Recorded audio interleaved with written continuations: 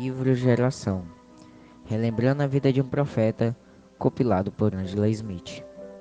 Testemunho do irmão Evan Mosley. Nascimento 20 de setembro de 1933. Residência atual Lift Park, Arizona. Eu tinha 14 anos e frequentava a igreja do irmão Otla com meus pais. Quando o irmão Brian veio à região de Phoenix em 1947, para mim ele tinha uma presença dominante. E quando ele pediu à congregação para inclinar a cabeça enquanto ele orava pelo povo, acredite em mim, eu abaixei a cabeça.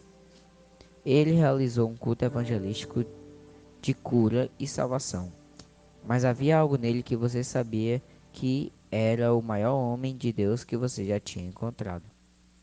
Eu ficava impressionado com ele. Eu não sei que outra palavra usar. Depois dessas reuniões, eu não ouvi mais nada a respeito do irmão Brian por mais de 10 anos. Entre 1958 e 1959, havia um homem da Irlanda cujo nome era Gordon Mencher, que veio à igreja do irmão Orton. Ele ensinou que antes do tempo do fim teria que haver o retorno do ministério de Elias, o profeta. Tilly, minha esposa, e eu começamos a orar. Sabíamos que estávamos no fim do tempo, mas onde estava este profeta? Ainda quando estávamos orando, neste sentido, um amigo pediu para guardar um monte de fitas de pregações do irmão Brian na casa do irmão Alan. Ele chegou a ouvi-las, e então ele me deu algumas delas. Quando ouvimos 2 ou 3 delas, Tilly e eu comentamos que era isso o que estávamos procurando e buscando em oração. Então, nos inscrevemos na lista de assinantes e começamos a receber as fitas regularmente. Isso foi em 1960. A mensagem que o irmão Brian trouxe era simplesmente revolucionária. Ela era esclarecedora. Quando o discernimento iniciava, ninguém podia parar diante dele e enganá-lo. Eles não podiam mentir para ele ou esconder nada dele. Eu vi sua posição nas escrituras, e era algo tão tremendo. As revelações que o irmão Brian trouxe em mensagens como os ungidos do tempo do fim, casamento e divórcio, e muitas outras, foram assim diz o Senhor. Algumas delas eram surpresas estarrecedoras para nós. Mudou todo o nosso pensamento e compreensão, e abriu nossos olhos em relação às coisas que vão acontecer aqui no tempo do fim e no arrebatamento. Minha revelação é que o irmão Brian nos ensinou uma mensagem, mas a menos que eu tome essa mensagem e o Espírito Santo venha e use essa palavra para mim, não passa de muito conhecimento. O Espírito Santo regou e vivificou em mim essa mensagem, e para mim ela é o sinal. Éramos 5 irmãos, mas apenas 4 de nós, Jim, Alan, Robert e eu, seguimos a mensagem. Nós estávamos no negócio de pulverização de culturas. A primeira vez que eu encontrei o irmão Brian foi em 1962. Foi quando tentei lhe dar um avião que tínhamos, mas ele recusou. Ele disse que tinha feito um voto que nunca iria voar ou ter nada a ver com um avião, a não ser que fosse assim, diz o Senhor. Propus nunca mais tocar no assunto com ele, a menos que ele espontaneamente mencionasse isso. Senti que estaria pedindo a um profeta para quebrar o seu voto. Então eu não faria isso. Mas depois, então, quando ele nos pediu para obter um avião, foi totalmente iniciativa dele. Não foi porque estávamos tentando levá-lo a isso. Desde aquele tempo, até o irmão Brian partir, eu tive a oportunidade de estar com ele em várias ocasiões. Uma delas foi durante uma viagem de caça que ele fez no outono de 1964, uma caça aos alces com o irmão Tony Stromey e o irmão Billy Paul, na reserva indígena de San Carlos, no Arizona. Tínhamos ouvido falar que ele estava lá, então pegamos um avião para encontrá-lo, porque estávamos muito preocupados com a nossa mãe. Ela era a pessoa que escreveu uma carta para o irmão Carl Williams, censurando o irmão Brian. E ele mencionou isso na mensagem, e não sabeis. Assim que ouvimos a fita, soubemos que era nossa mãe e ficamos muito preocupados. Ela era uma velha pentecostal e seu fundamento era o falar em línguas como a evidência do Espírito Santo. Ela cria no batismo nas águas em nome do Senhor Jesus. Eles tinham isso correto, mas ela pensava que o irmão Bran estava rasgando a doutrina pentecostal. Ela escreveu uma carta a Carl Williams, o qual em seguida mostrou ao irmão Brian. Alan, Robert e eu os encontramos na reserva e passamos alguns dias com ele. Na verdade, o irmão Brian não foi caçar, porque o Senhor lhe mostrara que não havia um único alce em toda aquela unidade. Esse era o lugar para onde eles normalmente desciam da região mais alta quando ficava frio, mas ainda não estava frio o suficiente para eles saírem. Então apenas ficamos nas imediações do acampamento e visitamos o local. Depois de falar com ele sobre minha mãe, ele disse: Não precisa se preocupar.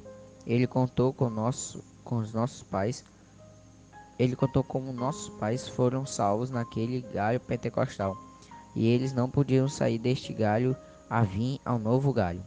Isso seria como colocar um vinho novo em odres velhos. Eles viveram e sofreram a reprovação da era pentecostal em seus dias, e eles não podiam sair daquilo e aceitar isso hoje. Ele disse: Algum dia eu vou chegar até você e vou captar o espírito dela e tudo ficará bem. Então ele nos tranquilizou, de maneira que não nos preocupamos mais com ela. Sentamos ao redor da fogueira com ele. Estávamos tão impressionados com ele e tínhamos tanto respeito por ele que eu não o interrompia nem mesmo para fazer uma pergunta. Ele tinha muitas histórias interessantes para contar de curas, milagres que ele, curas milagrosas que ele nos mantinha fascinados. Olhando para trás, acho muito daquilo era o irmão Branha tentando, de alguma forma, manter sua mente envolvida para que as visões não viessem. Ele ia ali, vocês sabem, para tentar descansar das visões e coisas assim. Ele estava contando como que o Evans foram mordidos por uma cobra quando eles estavam lá embaixo pescando, e como o Senhor curou o irmão Evans e ele não tinha, tiveram que levá-lo ao hospital ou a qualquer outro lugar. Então ele puxou a perna da calça e seu tornozelo estava preto e roxo. Ele o torceu gravemente lá em cima no Kaibab, Floresta Nacional, e ainda estava mancando. Ele disse: Aqui estou mancando com este tornozelo por 2 ou 3 semanas. O dom é para o povo, não para mim. Ouvimos que o irmão Brian estava falando com alguém sobre como conseguir um bug, e no início de 1965 nós compramos um Jeep para ele. Alan, Robert e eu encontramos esse Jeepinho. Ele foi um dos que um camarada tinha pegado e desmontado completamente e reconstruído do zero, colocando um motor Chevrolet Corvette nele, uma marcha a mais. Estava realmente arrumado. Tínhamos perdido o nosso irmão Jim em um acidente de avião em 1964. A sua viúva quis ajudar com a compra do veículo, por isso compramos aquele Jeep e o levamos para dá-lo ao irmão Brian. Fomos primeiro ao irmão Billy Paul e dissemos que era para o irmão Brian. Ele entrou no Jeep e o seguimos até a casa do irmão Brian. Quando o irmão Brian saiu, ele disse: Não, eu não posso pegá-lo. Bem, nós lhe dissemos que não íamos levá-lo de volta para casa e fim de conversa.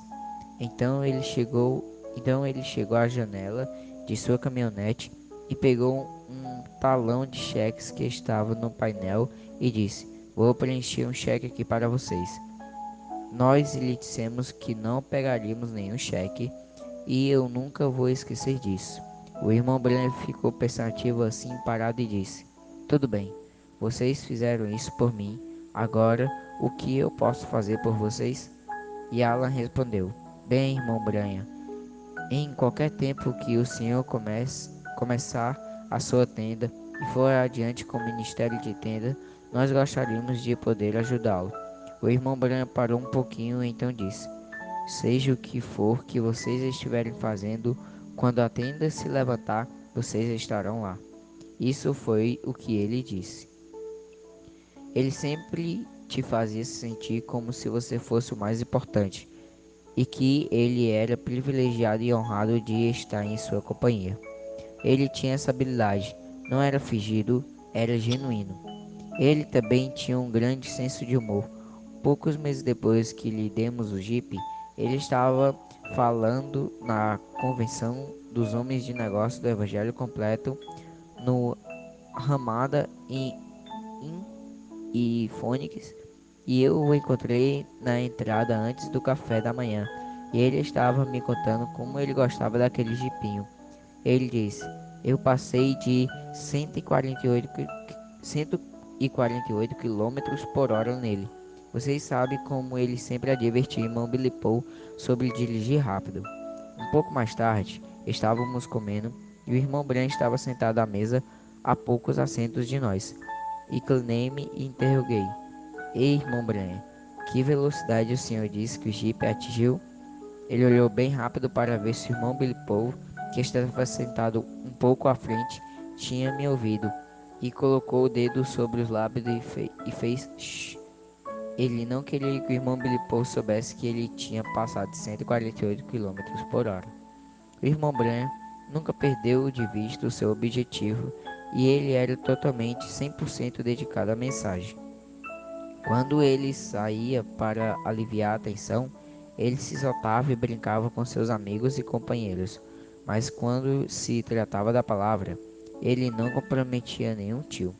A palavra comprometimento não estava em sua natureza. Nós respeitávamos o irmão Bran por isso. Uma vez, quando estávamos caçando com o irmão Bran no Monte Pôr do Sol, era cerca de 10:30 da noite. Ele estava cuidando do fogo. Ele estava há 2 ou 3 dias sem fazer a barba. Os irmãos, as mãos todas cheias de fuligem, com um velho chapéu preto de feltro na cabeça. Lembro-me de estar atrás a pouca distância, observando. Eu fiz uma pequena oração de agradecimento em meu coração por aquele homenzinho, humilde, que estava cuidando do fogo, mesmo porque eu percebia a enorme responsabilidade que estava sobre seus ombros. O irmão Branha pagou um preço muito alto para nos trazer esta mensagem. Ele realmente pagou. Custou-lhe muito, custou-lhe toda a sua vida. Na primavera de 1965, ele foi caçar leão em Untai, com Alan e outro irmão. Nossas esposas prepararam um jantar improvisado para eles na casa de Alan. Quando eles voltaram, e foi depois de termos jantado, e quando o irmão Bran estava saindo para Pichu, que ele nos pediu para conseguirmos um avião para ele. Ele foi muito sincero e disse que iríamos saber que tipo de avião conseguir e que ele iria pagar todas as dispensas. Em seguida, ele explicou com muitos detalhes como ele planejava realizar 2 semanas de reuniões. E então, quando entramos a tenda estivesse, em- enquanto a tenda estivesse sendo movida de um lugar para o outro, ele e alguns outros irmãos estariam no lugar deserto, pescando e caçando. Iríamos a todo o mundo. Meu irmão Breno disse que o senhor lhe mostrou alguma coisa, mas eu sei que ele havia feito um voto de não voar ou ter nada a ver com o avião, a menos que fosse assim diz o senhor. Profetas honram seus votos. Bem, então, quando o irmão Breno partiu, não consegui entender por que ele nos pediu para conseguir um avião e disse que isso seria o que nós iríamos fazer.